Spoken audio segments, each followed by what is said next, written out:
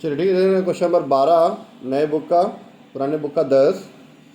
Gross sales दिया 30,30,000, sales return दिया हुआ है आपका 30,000, माइनस किया तो 30 लाख रुपये आपका नेट सेल आ गया, है ना। नेट सेल 30 लाख, इसमें कॉस्ट ऑफ सेल माइनस किया 18 लाख, ठीक है, तो 12 लाख आ गया हमारा ग्रॉस प्रॉफिट।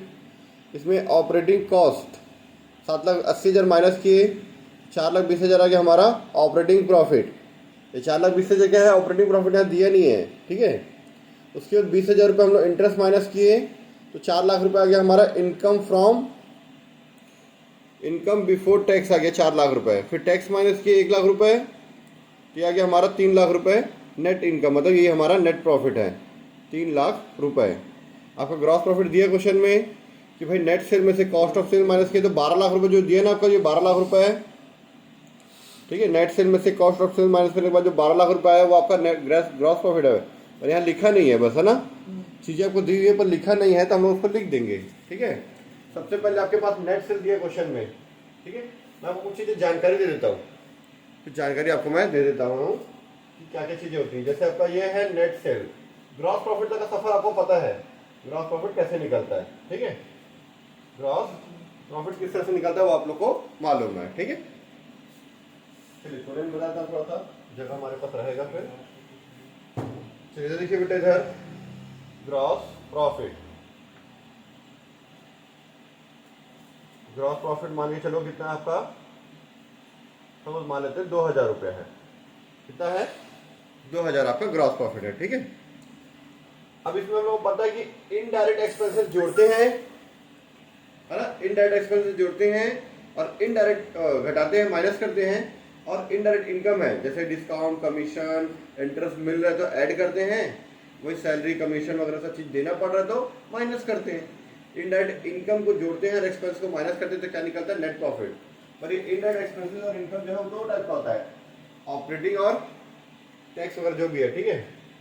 अब इसमें मान के चलो मैं ऑपरेटिंग एक्सपेंसेस माइनस करूं, ऑपरेटिंग एक्सपेंसेस, ऑपरेटिंग मतलब जो बिजनेस को चलाने से संबंधित है, सैलरी, है ना, बेड डेट और जो भी चीज़ें हैं वो, तो सब चीज़ें माइनस के मान के चलो मैं 1,200 रुपये माइनस कर दिया, ये 800 रुपये आया। अब आपको क्वेश्चन में ये भी दिया क्या चीज़, ऑपरेटिंग इनकम भी दिया है, इनकम है तो मैं प्लस कर दिया, ऑपरेटिंग इनकम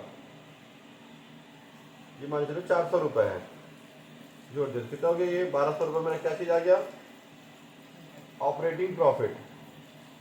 ये क्या है मेरा, ऑपरेटिंग प्रॉफिट, बिजनेस को ऑपरेट करने का प्रॉफिट है ये। लेकिन आप बिजनेस को चलाने के लिए लोन लिए हो तो उसका इंटरेस्ट देना पड़ेगा आपको, गवर्नमेंट को टैक्स देना पड़ता है।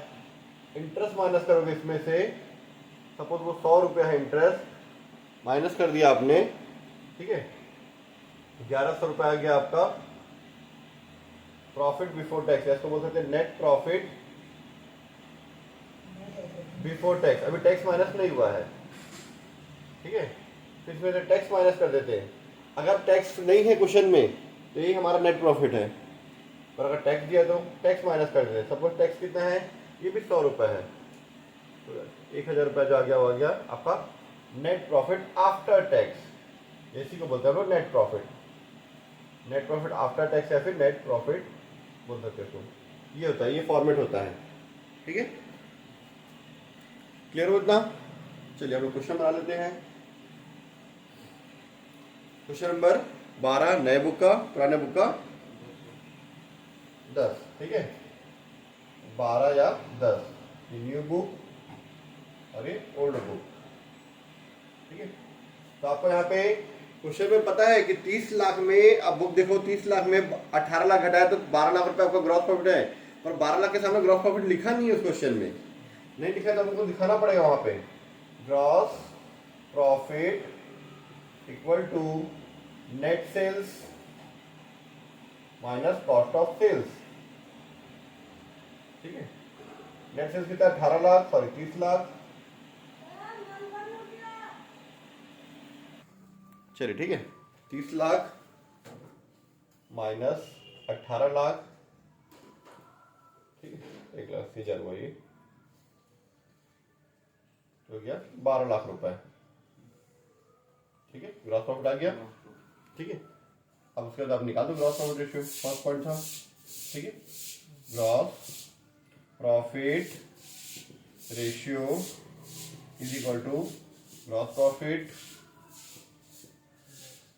Divide by net sales into 100। ग्रॉस प्रॉफिट कितना आपका 12 लाख रुपए, ठीक है। नेट सेल कितना 30 लाख रुपए इंटू 100 करोगे कितना है 40%, 40% आ गया। क्लियर।